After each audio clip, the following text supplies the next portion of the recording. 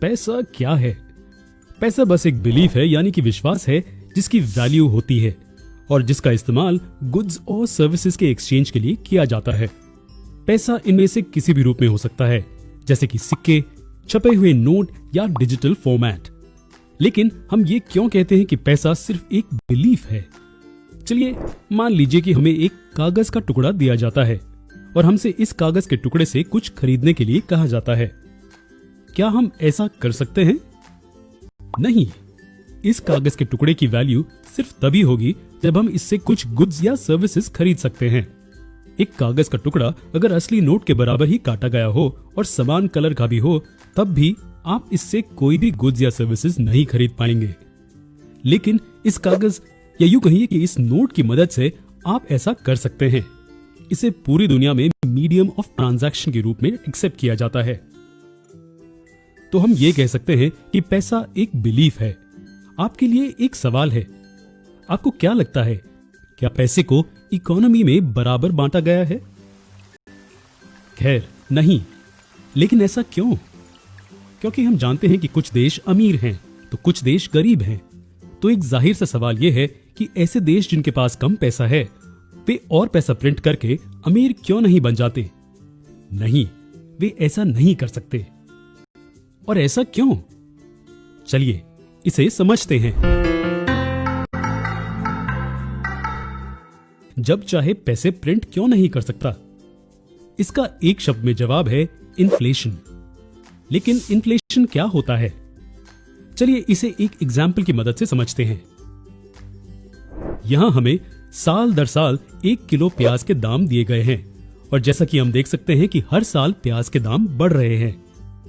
2014 में 1 किलो प्याज खरीदने के लिए 20 रुपए चुकाने पड़ रहे थे, लेकिन 2018 में वही 1 किलो प्याज को लेने के लिए 80 रुपए चुकाने पड़ रहे हैं।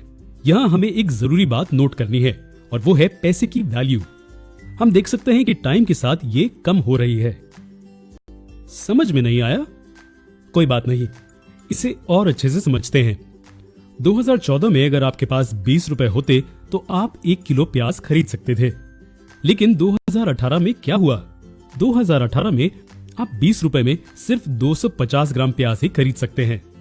इसका मतलब है कि अगर हम 20 रुपए की वैल्यू को परसेंटेज में कैलकुलेट करते हैं, 2014 में प्याज के भाव के हिसाब से इसमें 75% की कमी हुई है।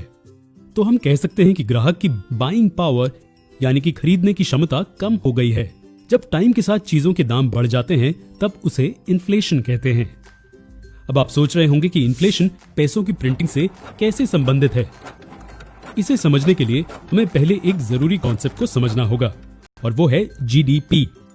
जीडीपी ये तय करने में मदद करता है कि कितने पैसों की प्रिंटिंग होनी चाहिए। जीडीपी क्या है? ये देश का ग्रॉस डोमेस्टिक प्रोडक्ट होता है। आमतौर पर एक साल के दौरान देश में प्रोड्यूस होने वाले सभी गुड्स और सर्विसेज की टोटल मॉनेटरी वैल्यू को जीडीपी कहते हैं। चलिए इसे समझते हैं।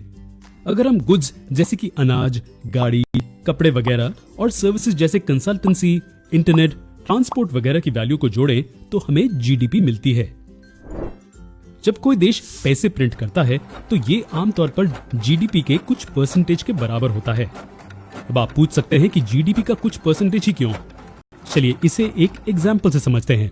मान लीजिए कि एक सेलर के पास 10 सेब हैं और इन सेब को खरीदने के लिए बायर के पास $10 है। मतलब कि एक सेब का प्राइस $1 है। अब अगर यही 10 सेब खरीदने के लिए बायर के पास $10 और होते तो क्या होता? क्योंकि सेब की क्वांटिटी नहीं बदली लेकिन बाइंग पावर बढ़ गई, तो अब एक सेब का प्राइस $2 हो जाएगा। अब सेलर ज्यादा पैसे मांग सकता है क्योंकि उसे पता है कि बायर के पास ज्यादा पैसे हैं। क्या आपको कुछ समझ में आया?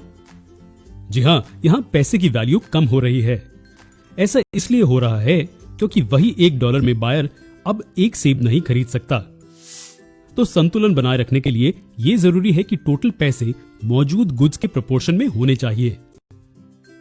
उसी तरह क्या होगा अगर कोई देश अपनी मर्जी से पैसे प्रिंट करने लगे और अपने कम जीडीपी को नजरअंदाज करके मार्केट में पैसे बांट दे? जी हाँ, चीजों के दाम बढ़ जाएंगे। और जब चीजों के दाम बढ़ जाते हैं तो क्या होता है? सही कहा, इससे इन्फ्लेशन होता है। और जब गुड्स और सर्विसेज के दाम बहुत बढ़ जाते हैं तो हाइपर इन्फ्लेशन होता है। अगर किसी महीने में इन्फ्लेशन का रेट 50% से ज्यादा बढ़ जाता है तो इसे हाइपर इन्फ्लेशन कहते हैं। फॉर एग्जाम्पल, हाइपर इन्फ्लेशन के केस में ब्रेड के महीने दर महीने प्राइस देखिए, ये काफी